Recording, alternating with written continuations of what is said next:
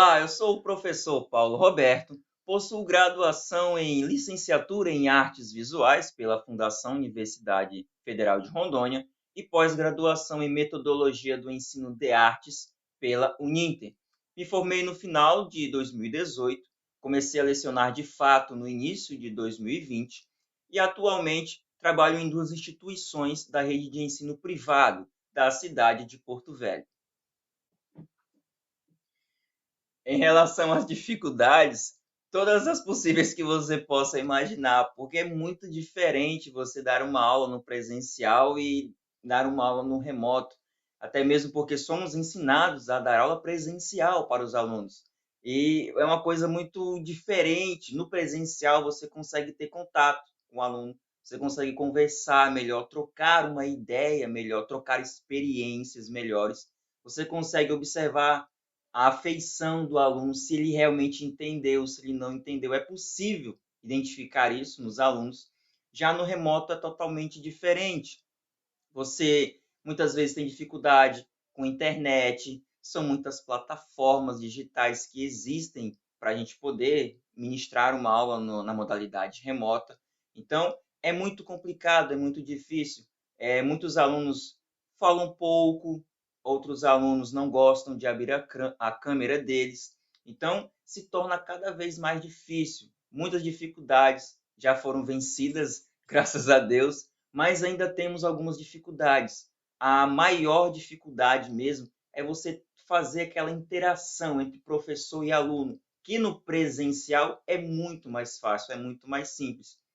Então, uma aula no remoto é muito complicado. Muitas vezes os alunos entram na aula, mas apenas ficam logados, eles vão fazer outras coisas. Então, é muito difícil manter esse controle. Mas com o passar do tempo, vamos aprendendo mais e mais, vamos tendo novas experiências e fazendo com que essa modalidade de ensino, para nós professores que fomos formados para dar aula no presencial, se torne mais fácil.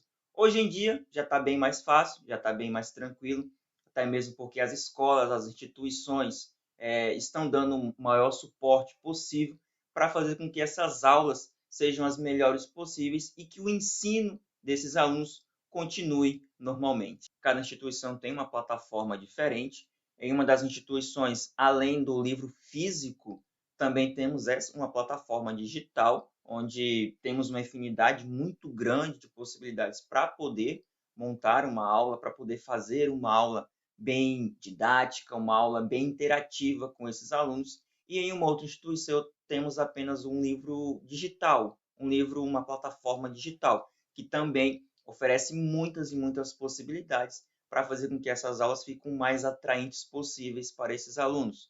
Além disso, utilizo o livro do Arte Moderna, de Júlio Argam, e também a História da Arte, de Gombrich. Claro, também utilizo várias pesquisas adicionais para fazer com que esse conteúdo que eu vou trabalhar com esses alunos fique o mais rico possível, fique o mais atrativo possível para esses alunos. De modo geral, eu trabalho com artes visuais, teatro, música e dança. Abordo temas específicos dentro dessas áreas, como tipos de composição musical, a história do teatro, a história da música, da dança, todo um contexto das artes visuais. Trabalho também muito imagens, eu trabalho muito imagens com esses alunos. Então, eu vou montando, eu trabalho basicamente com PowerPoint, eu levo muitas imagens para esses alunos. Durante as aulas fazemos interpretações dessas imagens, até mesmo porque nos dias em que vivemos atualmente, é de suma importância você saber ler uma imagem, você saber interpretar uma imagem. Trabalho técnicas artísticas que vários e vários artistas fizeram, trabalharam. Trabalho história da arte. Claro que também temos o momento do fazer artístico. Então, essas aulas elas são montadas única e exclusivamente para fazer com que esses alunos produzam conhecimento maior a respeito das artes, seja ela artes visuais, teatro, música ou dança. Aula no presencial e uma aula no remoto. Se para nós professores já foi difícil, imagina para os alunos, que até mesmo porque eu até brinco com eles. Pessoal, eu tenho a minha disciplina, já vocês têm todas. Então, é muito difícil, foi muito complicado sim esse processo. Hoje em dia já está mais tranquilo, os alunos já conseguem assimilar melhor. Então, existe essa diferença muito grande da aula do presencial para uma aula remota. E essas atividades práticas sofreram bastante. Eu tive que readaptar essas atividades, porque não é toda hora que podemos estar saindo de casa para comprar um material, por exemplo. Então, eu sempre até costumo dizer para eles, pessoal, não existe necessidade de vocês comprarem nenhum material adicional. O que vocês têm na casa de vocês já conseguem fazer essas atividades. Então, eu tive que remodelar grande parte das atividades práticas que eu passo para eles. De modo geral, eu passo o conteúdo para eles, faço o contextualização, conto um pouquinho sobre a história da arte e, para finalizar um conteúdo, eu sempre passo uma atividade prática para eles. Normalmente eu dou um prazo para eles fazerem essas atividades. Dificilmente eu peço para eles me entregarem no mesmo dia, até mesmo porque é muito complicado isso. Como eu mencionei, eles têm muitas disciplinas para darem conta. Então eu sempre dou um prazo para eles poderem me entregar essas atividades. Eu deixo aberto para eles, se eles tiverem alguma dúvida, algum questionamento para eles fazerem, eles podem entrar em contato comigo sem problema nenhum. Se tiver dificuldade em fazer atividade, é só entrar em contato comigo também, que eu esclareço essas dúvidas para eles. Então, eu tive que me virar nos 30 para poder adaptar todas essas atividades para os alunos. De um modo geral, eles aceitam muito bem essas atividades práticas. Em algumas situações, eles até reclamam um pouquinho: poxa, professor, mais uma atividade, a gente já está cheio de atividade. E aí eu falo para eles: pessoal, eu preciso passar essas atividades para vocês, para realmente saber se vocês conseguiram compreender, se vocês entenderam de fato o que eu transmiti para vocês. Então, de um modo geral, no momento, essas atividades práticas estão mais acessíveis para esses alunos, até mesmo porque eu readaptei muitas dessas atividades. Por onde eles me entregam? Tem plataformas disponíveis que eu disponibilizo para eles. As escolas disponibilizam essas plataformas para eles. Então, ou eu recebo numa plataforma disponibilizado pela própria instituição, ou em algumas situações eu passo meu e-mail para esses alunos para eles poderem me enviar essas atividades práticas. E em algumas situações eu disponibilizo até o meu WhatsApp também, porque não é todo mundo que tem uma facilidade para poder mexer com esses meios digitais, esses meios tecnológicos atuais. Então, eu abro um leque de opções para que, mesmo com tanta dificuldade, eles consigam me entregar essas atividades práticas que eu passo para eles. Eu sinto que esses alunos são muito, mas muito carentes dessas atividades práticas. Tanto é que eles sempre me perguntam: professor, quando é que vai ter atividade prática, professor? Quando é que vai ter atividade prática? Então, é muito bacana saber que eles gostam de fazer essas atividades práticas. Mesmo com todas essas dificuldades que eles enfrentam, eles gostam de ainda fazer essas atividades práticas. E eu fico muito feliz, eu fico muito alegre que eles adoram fazer essas atividades práticas.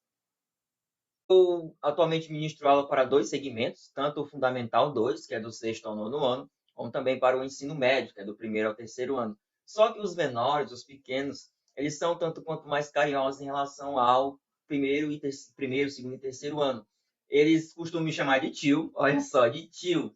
Eu até brinco com eles que eu não ganhei apenas alunos, mas também ganhei vários e vários sobrinhos.